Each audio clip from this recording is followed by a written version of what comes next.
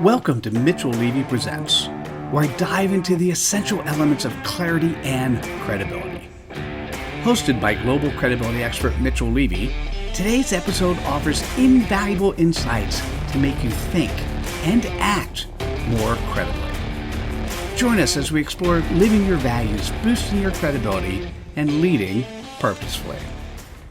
Hi, Mitchell Levy, global credibility expert, and I'm excited to be here. I always love the show Leaders Living Their Values because I get to interact with somebody that I've already had some conversations with, and I realize they're really cool, and I want to expose them to you.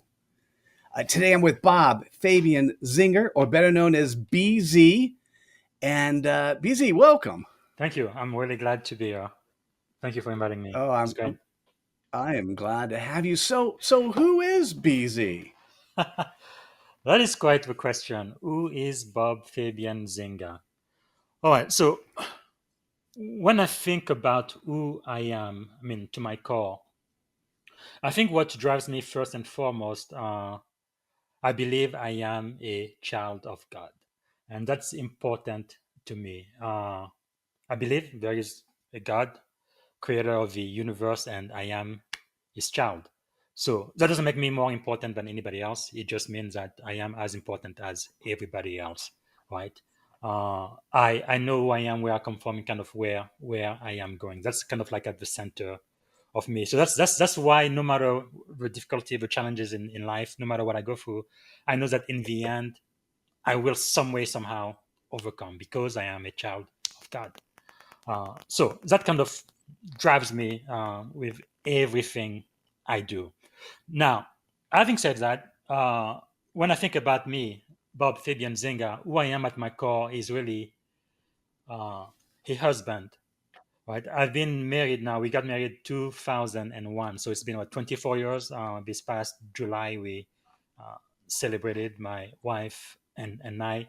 And the reason why I said it, and I know right now, most people they say more than half people when they get married they end up in a divorce and all of that. But to me and my wife, we have this commitment that divorce will never ever be an issue in our future. No matter what we go through, we're gonna find a way to resolve it and to get back together, right? We can be uh, angry during the day. That's when we are human. But before the sun goes down, we have to make up, right? And I love making up with my wife. So we are committed. BZ, I'm just going to say to you, I have the exact same, my wife and I have the exact same, like, if we disagree on anything, we'll never go to bed mad. Yes, yes. That really has helped us a lot because when you first get married, the first couple of years, you just living, on cloud land or something. But then when reality sets in, you have kids and you have stress from work and jobs and money and all of that. You really need to uh, get closer together, right? And then if divorce is not an option, then the only way is to find a solution to whatever you guys are going through, right? She's got me for life. Like I even joke sometimes, like if she decides to divorce me, I'm gonna divorce me with her. So I'm gonna go with her. We're gonna leave me. So no matter where she goes, she is my girl. So having said that, so I am a child of God. I am a husband, and I am a father. That's probably the most important thing I am.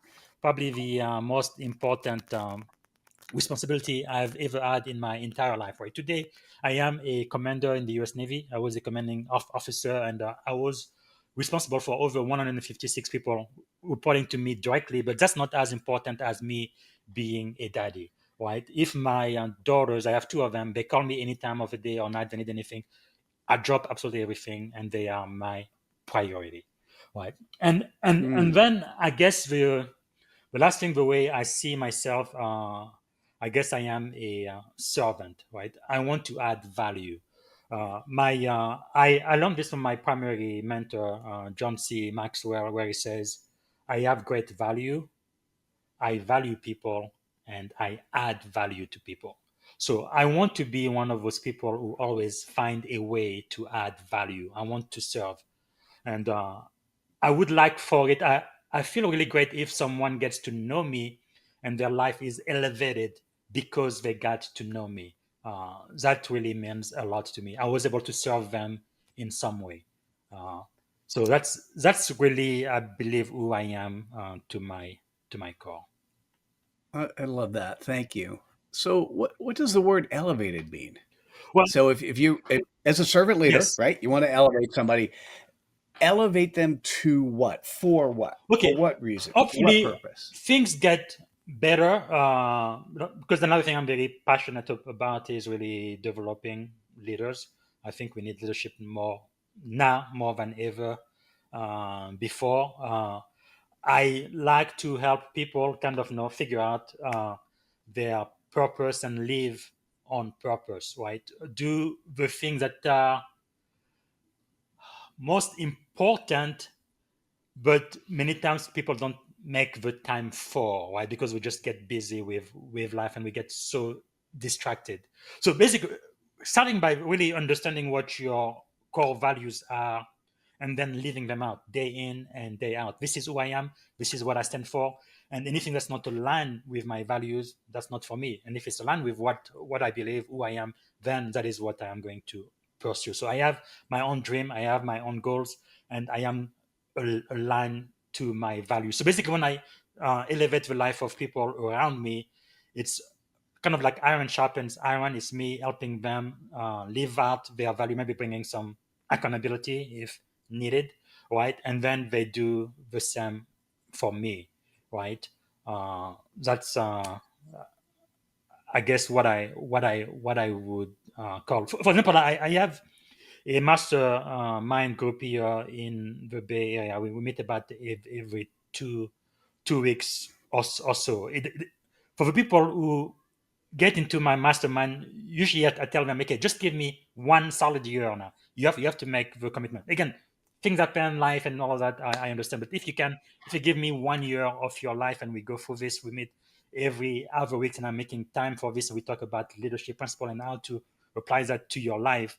Your life is going to be completely different a year from now than what it is now. It has to be, because you're going to have to grow professionally, personally, and then you're going to be uh, in tune with who you are, your values, and then adding value to other people. And people are going to notice that. So that's kind of what I mean about elevating someone life.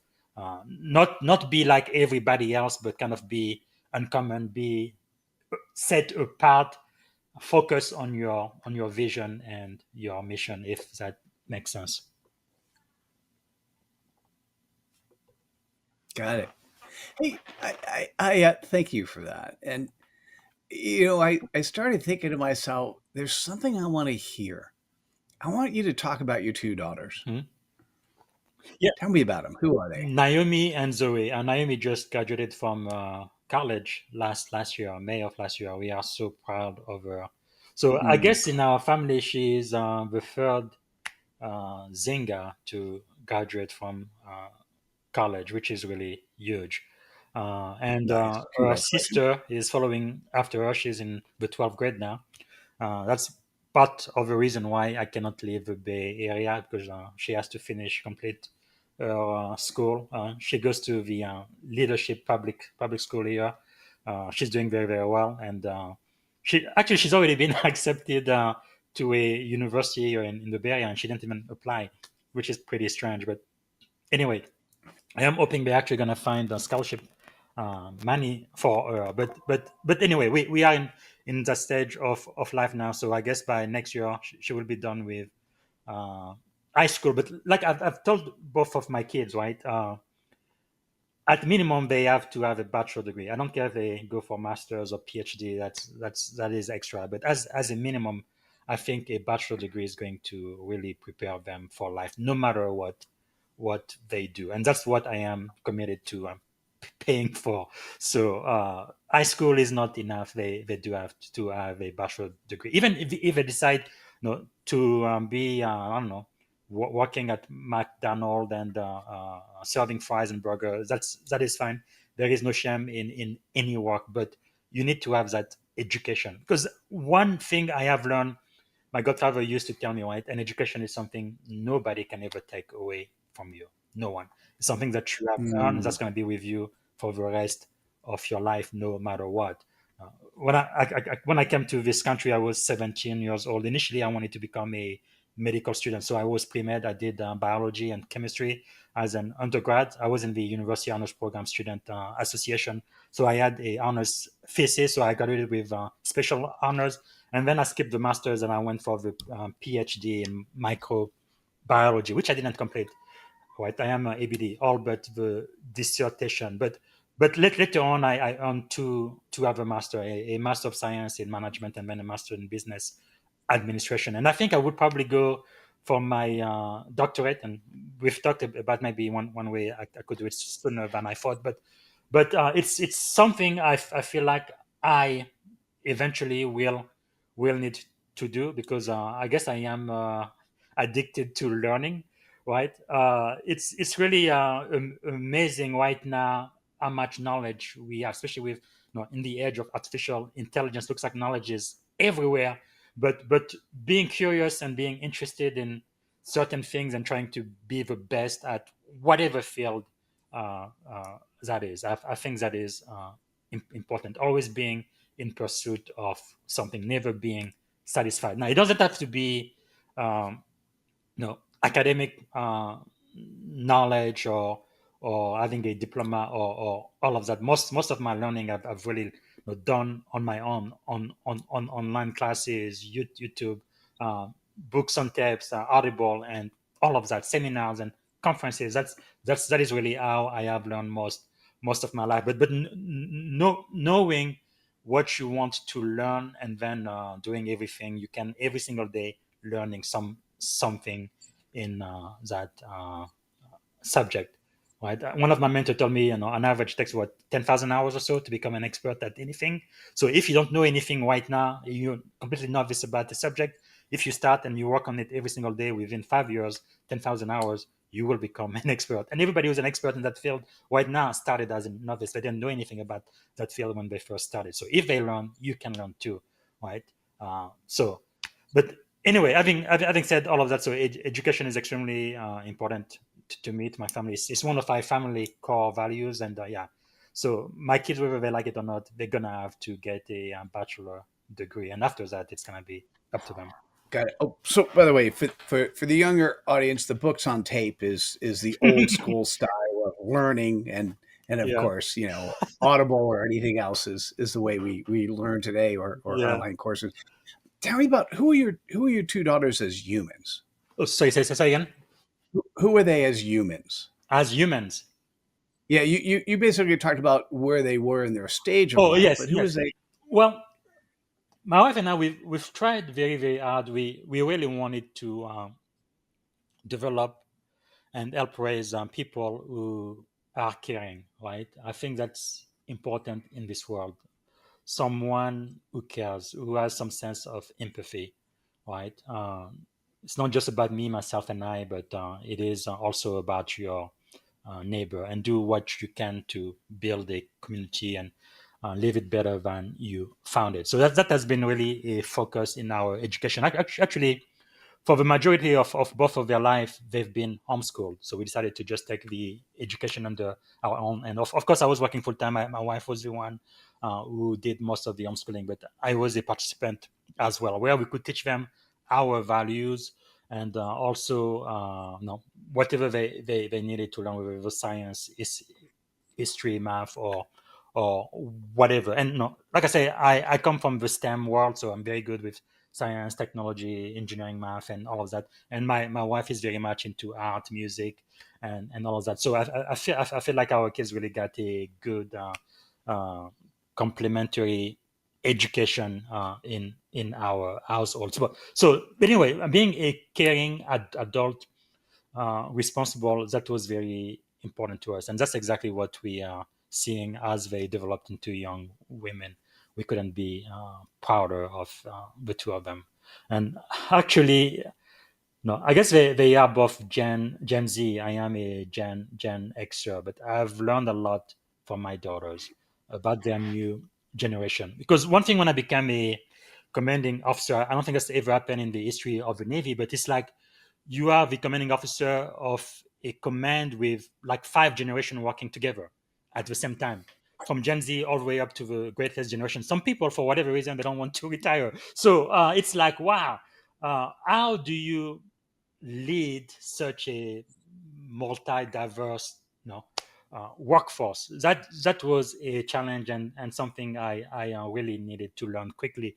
And my daughters definitely helped me understand uh, Gen Z, what's important to them, what motivates them, and how to care for them. Because of the way I grew up when I joined the Navy 20 years ago, I mean, when I went to boot camp, the drill sergeant was like 2 inches from my face and shouting obscenity and stuff. But today, if you do that, these kids, they're like, no, they want timeout, no, they are hurt, and all of that, they get triggered. So it's completely different world, right? But I really needed to be able to work with them, coach them, help develop them, and make sure they stayed on track with the mission and the vision of my organization. But anyway, I guess what I was saying, even though my wife and I have been mentors and teachers to our kids, but in many ways they have taught us a lot too. So. Nice. Nice. All right. So you talked about being an expert, and expert comes after 10,000 hours of focus. Tell me about where's your expertise today, and where do you want to apply it? Okay. I guess for me, it kind of started when I was 17 years old. That's when I got to the US and I was kind of going to college and trying to figure out what I'm going to do with my life. So that was 1995, 1996. I got here just when the internet just exploded, right? It was this brand new thing. Everybody was talking about website and how it was going to change the world.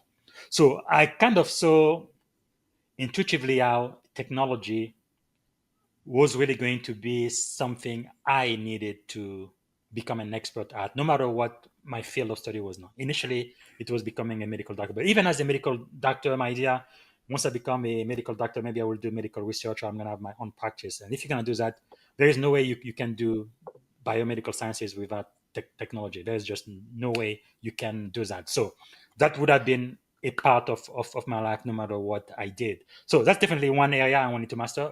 Another one was leadership, right? I felt like leadership was extremely important because you cannot do much with just yourself. If you want to do great things, you have to collaborate with other people, right? You have to create synergy with other people of same mind so you can do much more than you guys can do individually, right?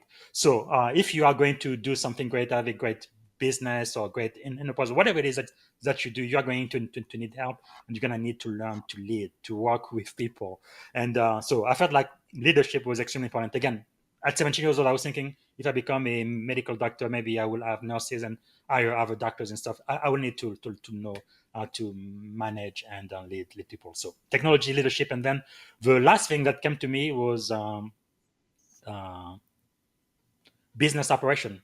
Right, you're gonna need to know how to run a business profitably, whether or not it's a medical practice or whatever it is. You need to understand money, how to use a PLN statement, and be profit profitable. So business operation, technology, and leadership. So from then to now, basically in my future, I was trying to uh, direct my life in such a way that I would learn those things. Now, again, when I went to school, I didn't learn any of that. What I learned was biology and chemistry, hardcore sciences, nothing to do with leadership, nothing to do with technology, nothing to do with business operation. But I would choose my elective. And again, uh, another one of my mentors told me in life, your success really depend on the other 8 hours, right? Most people, they work for 8 hours, they sleep for 8 hours, but really success depends on the remaining 8 hours. What do you do with the remaining 8 hours of your life every day,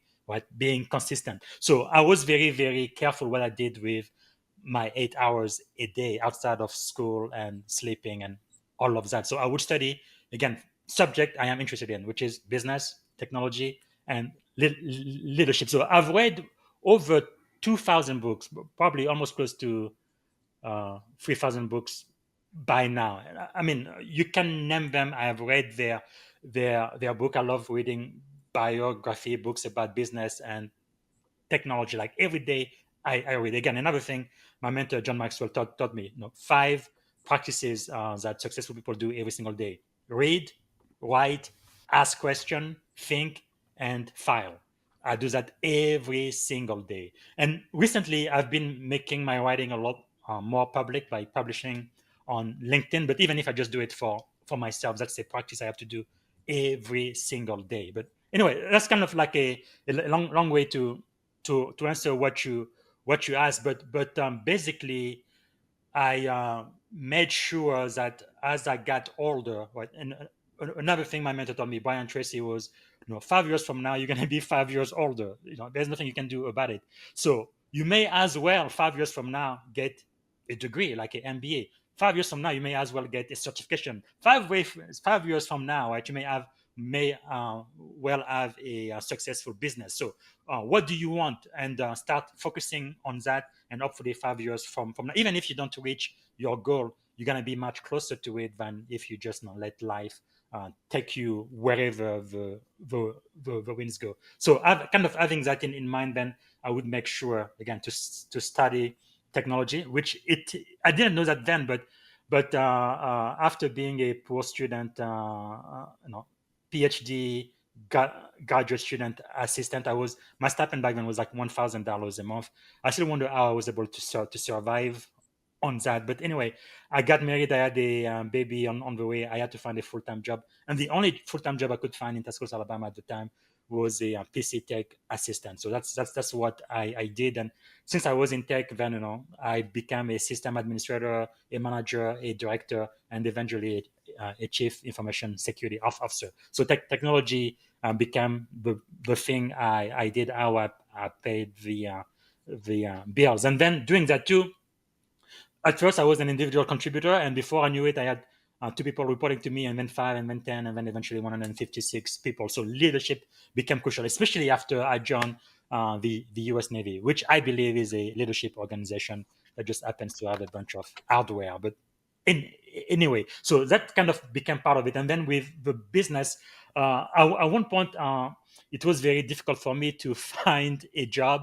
I asked everywhere, everywhere you would go have interview, but no offer. And I'm like, okay, so nobody wants to hire me. I'm gonna hire myself. So I became a consultant. So especially after I earned a bunch of Microsoft certification, then I started having clients. I would do website for them, sell Microsoft software, and just not do a whole bunch of things. But then, okay, I need to learn how to make this small business profitable. And again, I got into books, learning, and things to learn how to do this, and then how to do my taxes and all of that. And then if eventually I earned my master's degree when I moved to Silicon Valley in 2014.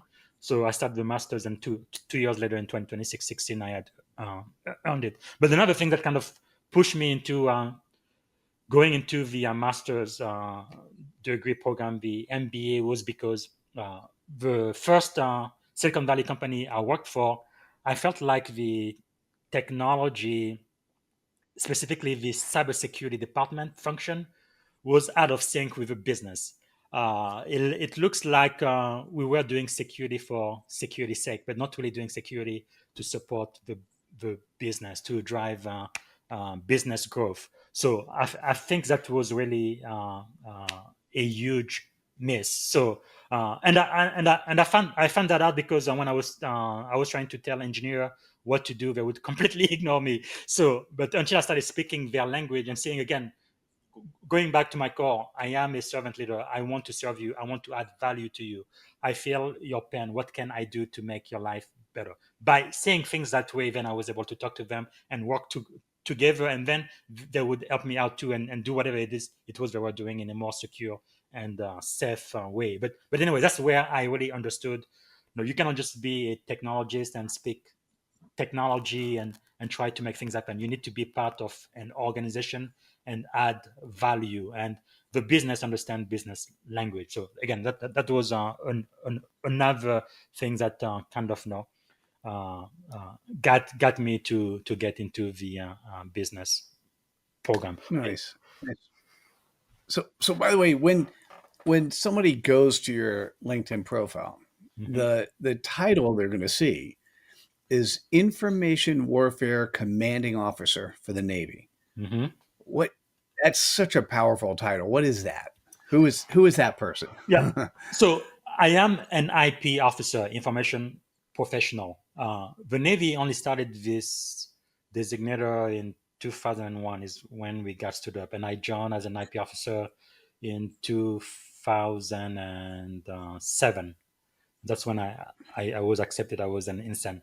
And then when I joined the reserve, we were very small, no more than 200 IP officers in the entire world. So very, very small um, community. So basically, as an IP officer, what we do, we kind of are the blue team for the Navy. We take care of the IT for the entire Navy, whether it's software development, database integration, the infrastructure, cybersecurity, knowledge management, all of it. That is what we do. But then in 2010, so 3 years after I became an officer, the Navy decided we don't want to have all of the information related designator to be silos, right? To be doing their own thing. We want to bring them together under what they called at the time information dominance core. So that was us IPs, but Intel intelligence officer, uh, oceanographer was brought in, cryptologic officer, and then space.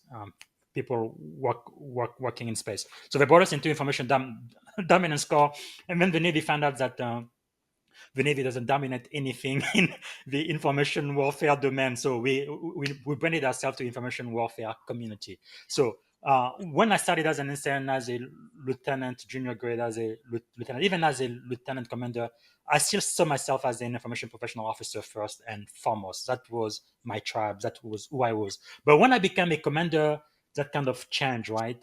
I went from being hands-on information professional officer to now becoming an information warfare officer, right? Meaning I don't just represent the members from my tribe, but from all of the other four tribes from the information warfare community as well. Because when you are a senior officer, it doesn't matter what your tribe is, you are expected to lead not just IP officers, but intel officer, MITOC officers, and everybody else, because they look at your warfare pin. Actually, let me see. This is the warfare pin you get when you qualify to become an information warfare officer. So when they see that on your chest, they already have an assumption on your expertise and what you know. And it's not just IP; it's the broad Nice, information nice. warfare tribe. So basically, as an information warfare commander, I am a commander in the U.S. Navy in the information warfare uh, community. Got it. All right, thank you for that. So I have two last Mhm. questions. Stick around if you're still here. Stick around because Absolutely. the second one's always the fun one. Not you. I'm talking about everyone else, but Yes. of course you're going to be here. First, if people were really interested and want to learn more, what's the best way for them to reach out to That you? will be my LinkedIn profile. So Bob Fabian Zinger, LinkedIn in Bob Fabian Zinger. Perfect. Thank you for that. All right. So the last question would be, if based on this conversation and how it went, is there a question that you wanted to be asked, or is there a question you'd like to ask yourself?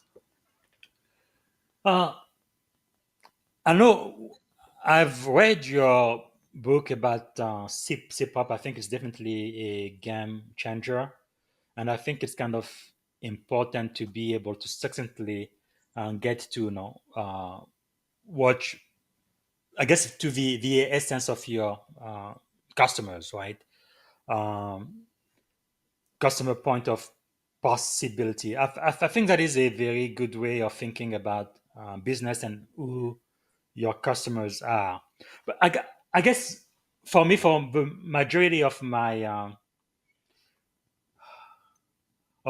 experience, my background, yeah, I've had my own small business at times, but for the most part, the way I made money, I was an employee, right? Either for the U.S. Navy or a Silicon Valley company or a uh, corporation. I I guess I am saying all of this to say maybe one question, something I would like to make clear is even if you do not own a business, I believe you still have customers, because your customer could be your internal customer, like your colleagues, the people who work for you in your organization or via the function within your organization. So those would be your customer as well. And I think it's important to be clear about the customer point of possibility, not just with external customer from your business, but also the people you work with and your colleague. Yeah. Dude, I absolutely love that. I'm going to say, so I want to share something, and I'll do it super quickly. Mm-hmm. I wanted to share, these are the 10 values of credibility. Yeah. And credibility is the quality which you're trusted, known, and liked. And you didn't have to talk about any of them specifically, and you talked about and demonstrated all 10 of them. Wow. So I'm just going to say congratulations. Specifically on your last comment, one way to think about it is the way you talked about your daughters. They are the customers of you and your wife producing a conscious human that's going to add value to society. Yes. And So I just thought I'd share that. if But I can anyhow, add one more thing, you just reminded me of something. So I am originally from Africa, and for some reason, a lot of African parents, including mine, they want all of their kids to be doctors or lawyers. I don't know why. Actually, I know why. It's because they like money. Once you're a doctor, you're a lawyer, you are respected in study, and you make a whole bunch of money. I think that is the drive. Now, I didn't want to be a doctor because my parents wanted me to, but they definitely very much encouraged it. I remember when I was maybe 7 or 8, 9 years old, I actually wanted to become a minister. That was my desire. My dad said, absolutely not. He says, one, if you become a priest, you won't give me any grandchildren. And then two, you will be poor. You're going to have to do a vow of poverty and all of that. So no, not in my family, not in my lineage for those. And then when I eventually say doctor, oh yeah, absolutely, we want you to be doctor. We're going to do everything we can to support you. And then my sister, she was supposed to become a lawyer and all of that. Again, I understand that. I do not judge my parents. If when you know better, you will do better. But that's definitely not the kind of father I wanted to become to my children. I think every child really needs to do what God has called them to, right? What they were born to do, really follow their purpose, not just passion, but purpose, right? And whatever that purpose is, and that's what we try to do with our daughter, trying to figure out what that is, and then support them no matter what that is, whether they make a lot of money or not. Because I feel like the goal in life is not to make a whole bunch of money, but really to make a difference, to have an impact on people. That is really the goal, whether you have $1 million estate or not. Anyway, I felt like that was so important to say. So Bob Fabian Zinger, thank you so much for joining us today. It was amazing it's always amazing to exchange and interact with you. And you were as fabulous in this show as I could have possibly thought you would be. So thank you. I appreciate that. Thank you. You're welcome. Hey, listen, for you in the audience, you're still here. This is now your time to take action. This is your time to take the aha message that really resonated with you, to share it on social media, to share this with your friends, colleagues, family who really need to hear this. And thanks so much for joining us. Thanks for listening to what Bob BZ had to say. And looking forward to seeing you at the next episode of Leaders Living Their Values. Take care, everyone. Bye now. Thank you for tuning in. We hope you found value in today's episode. Like, subscribe, and share your aha moments on your preferred platform. Remember, credibility starts with clarity and living your values. Learn more at mitchelllevy.com. Until next time.